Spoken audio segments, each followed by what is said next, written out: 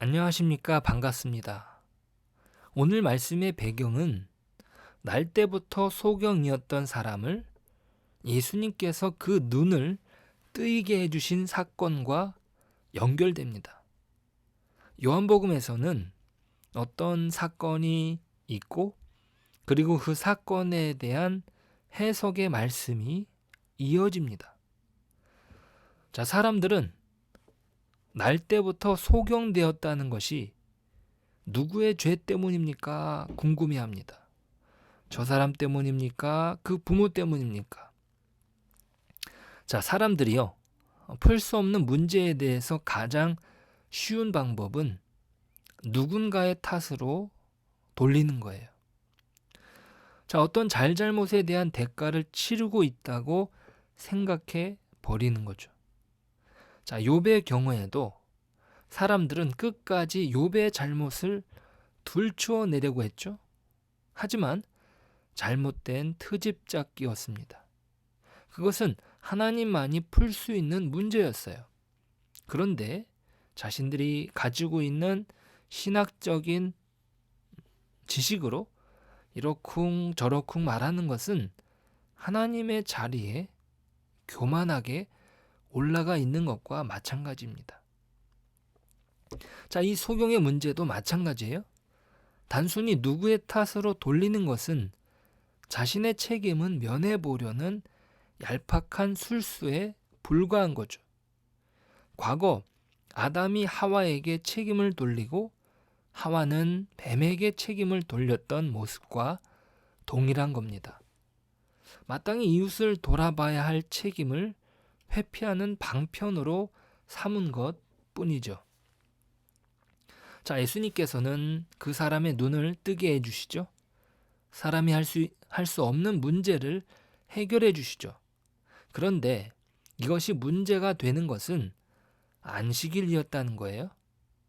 바리새인들은 그 사람이 진짜 눈이 멀었던 사람인가 알아보기도 합니다. 하지만 사람들이 그 사람들의 이목이 두려워서 그의 부모는 바리새인들에게 대답을 꺼려합니다. 내 아들에게 가서 물어봐라. 자, 그만큼 바리새인들의 위세가 등등하죠. 이제는 그를 불러다가 예수를 부정하게 만들려고 합니다.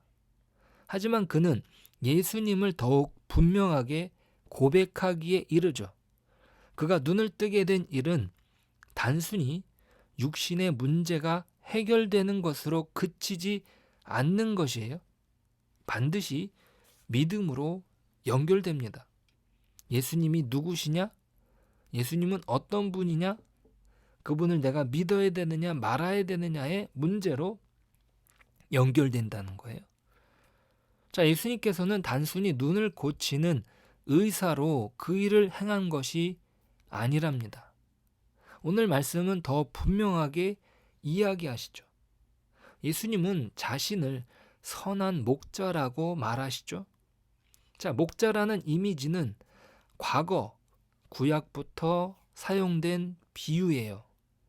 다윗은 하나님을 향하여 여호와는 나의 목자시니 내게 부족함이 없으리로다 고백했죠.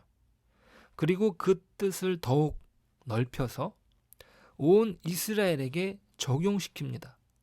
주의 백성을 구원하시며 주의 산업에 복을 주시고 또 그들의 목자가 되시어 영원토록 그들을 인도하소서. 시편 28편 9절이에요. 자, 모세도 하나님께서 세우신 지도자를 이스라엘의 목자라고 표현했어요.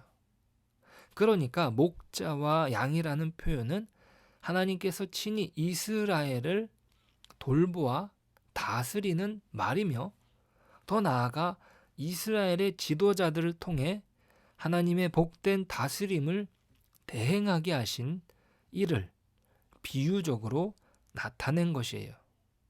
자, 그런데 하나님의 양인 이스라엘 백성을 제대로 돌보지 않는 거짓 목자들이 나타나죠.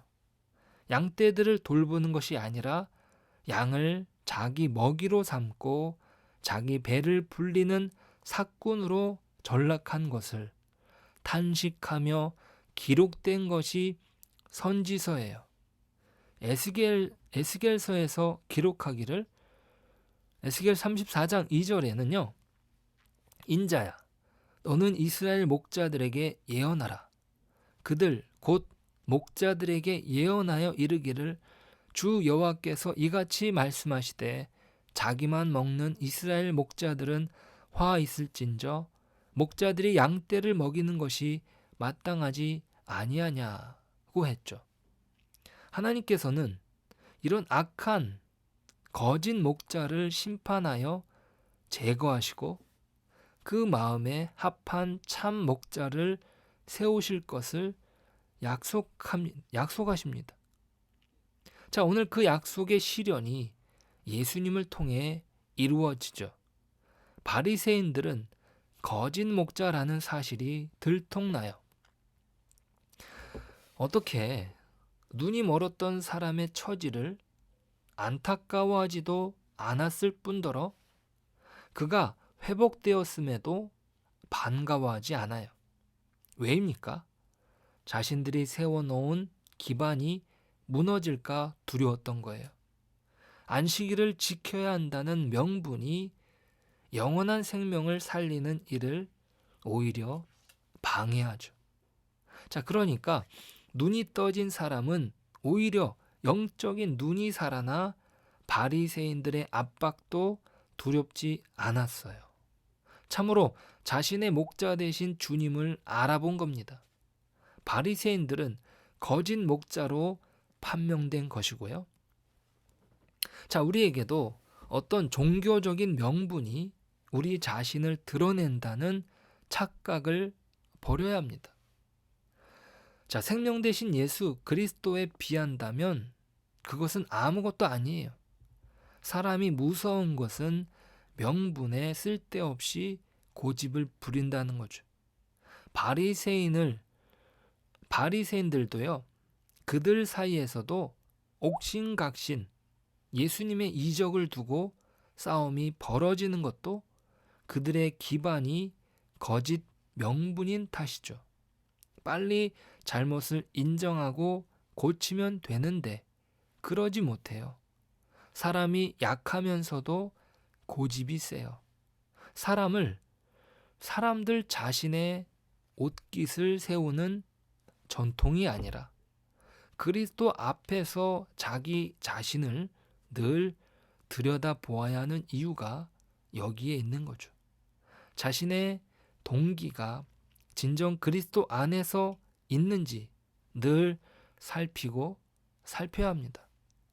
그리스도께서는 오늘 말씀하시길, 나는 선한 목자라, 선한 목자는 양들을 위하여 목숨을 버리거니와 라고 하시죠. 자, 이것은 단순히 자신은 목자로서 어떤 성실의 차원으로 접근하지 않는다는 것이에요. 목숨을 다해서 양들을 구한다는 차원이 아니라 그분은 목숨을 버리신답니다. 이것은 자기 목숨을 내어줄 수밖에 없는 예수님의 특별한 사명을 염두에 두신 말씀이죠. 자신만이 감당할 수 있는 양으로 하여금 자신을 통하여 참 생명을 얻게 하는 참으로 복된 일을 말씀하십니다. 그것은 그 양들이 자기의 양이기 때문이에요. 자, 이스라엘 역사에서 누구도 이스라엘을 가리켜서 내 양이라, 내게 속한 양이라고 할 수 없고 나를 따르라 할 수 없는 것이에요. 자, 모세나 다윗과 같은 인물도 항상 이스라엘을 가리켜 하나님의 양무리, 여호와의 백성이라고 하였습니다. 나의 양이라고 하지 않았죠. 비록 그들이 그리스도의 목양 사역에 수종 들기는 하였으나 양을 위하여 목숨을 내어 놓을 수 있는 진정한 목자는 아니에요. 자, 그러한 참 목자는 오직 그리스도 한 분밖에 계시지 않는 것이죠. 서로 어떤 이가 하나님의 양 무리를 위하여 자기 목숨을 내어놓는다 해도 그것은 이스라엘로 구원을 얻게 하지는 못합니다. 그에게는 양 무리를 죄와 사망과 마귀의 권세에서 구하여 낼 능력이나 권세가 없으므로 스스로 자신의 힘으로 양을 구하여 내거나 보호할 수 없는 것입니다. 아무리 목숨을 내어 놓는다 할지라도 그렇다는 거예요. 양들이 잡혀가는 것을 그 옆에서 안타깝게 볼 수밖에 없는 처지입니다. 예수님 말고는요.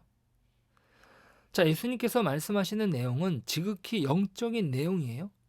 자기 목숨을 내어놓음으로써 늑대와 같은 사나운 포식자의 손에서 자기 양을 건져내는 일은 곧 죄와 사망과 마귀의 권세에서 죄인을 건져내는 일입니다. 이것은 사람이 할 수 없는 일이죠. 예수님 이외에는 누구도 감당할 수 없는 독특한 일이에요. 그러므로 진정한 목자는 오직 한 분 그리스도밖에 없다. 양을 구하여 생명을 얻게 할 참 목자는 오직 그리스도 한 분뿐이라는 것을 알리신 겁니다. 우리는 오늘 이 예수 그리스도 앞에서 우리의 삶을 맡겨드리고 우리가 행할 수 있는 오늘의 삶을 살아가는 것입니다. 어떤 명분을 지키기 위한 싸움이 아니라 그리스도께서 이루신 놀라운 구원의 역사를 함께 이루어가며 오늘의 삶을 사는 것이 우리에게 필요한 것입니다. 오늘 그렇게 주님과 함께 구원의 삶을 살아내는 저와 여러분 되시길 축복합니다. 기도하겠습니다. 하나님 감사합니다. 우리는 우리 스스로 우리의 영적인 문제를 해결할 수 없습니다. 우리 스스로 그 눈을 뜰 수 없는 맹인과 같은 존재들입니다. 우리 주님께서 우리의 눈을 뜨게 해주셨고 우리에게 영원한 생명을 선물로 주셨습니다. 오늘 우리는 그리스도와 함께 살아갑니다. 오늘 우리는 그리스도와 함께 그 구원을 이루어갑니다. 오늘 우리에게 주신 이 하루 동안에 하나님과 동행하는 복을 누리고 오늘 하루 동안에 감당할 우리의 몫을 감당하며 살아가는 저희들이 되게 하여 주옵소서. 예수님의 이름으로 기도드립니다. 아멘.